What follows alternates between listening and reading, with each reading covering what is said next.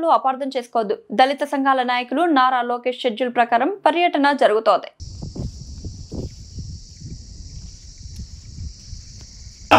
చేతులు ఊపుతూ రాండి కార్యకర్తలతో మనం సమావేశమైనాం. ఇప్పటికే కాలాతీతమైంది.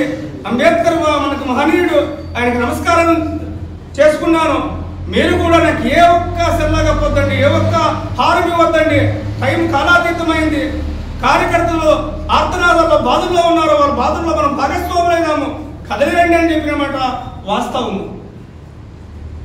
అందులో భాగంగానే ఎక్కడైతే ఏ విగ్రహానికి కూడా పూలహారం సమర్పించుకోకున్నట్లా, ఏ గజమాలైతే ఆయన మెళ్ళో వేసుకోకున్నట్లా వెళ్ళిపోయాడో అదే జరిగింది.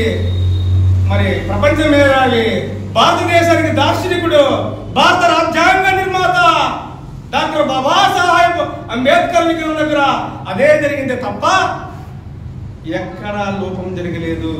దయచేసి ఇది ప్రజలు కానీ, కుల సంఘాలు కానీ, మేధావులు కానీ, ప్రజాస్వామ్యవాదులు కానీ అందరూ అర్థం చేసుకుంటారని చెప్పేసి నేను వినయపూర్వకంగా విజ్ఞప్తి చేస్తున్నాను. అంతేకాదు ఇవాళ ఈ రాష్ట్రంలో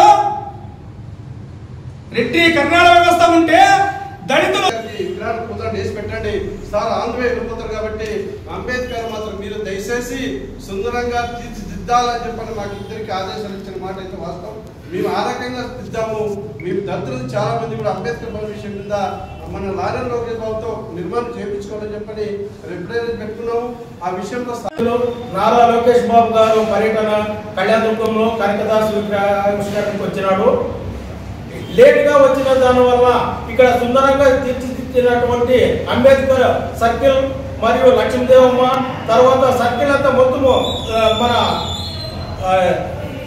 కళ్యాణదుర్గం మొత్తము వెలుగులో ఉంది.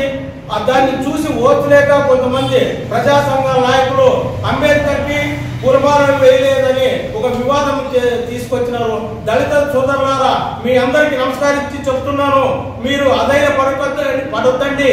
మన చంద్రబాబు నాయుడు సార్ గారు సబ్ ప్లాన్ నిధులు ఎస్సీకి కేటాయించి ఈ రోజు మనకి ఎంతో మేలు చేశాడు. గత 5 సంవత్సరాల్లో సబ్ ప్లాన్ నిధులు లేవు, ఏటివి లేవు.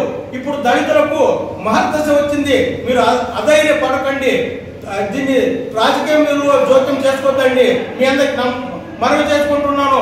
మా ఎమ్మెల్యే సార్ గారు దళితులకు ఆయన కూర్చొని కంచం దగ్గరే కూర్చోబెట్టుకొని ఈ రోజు భోంచేస్తున్నాడంటే ఇటువంటి మహానుభావుడు మన కళ్యాణదుర్గం రావడానికి ఎంతో సంతోషిస్తున్నాం. కాబట్టి దళిత ప్రజల తరపున ఆయనకి పాదాభివందనాలు తెలియజేసుకుంటున్నాం.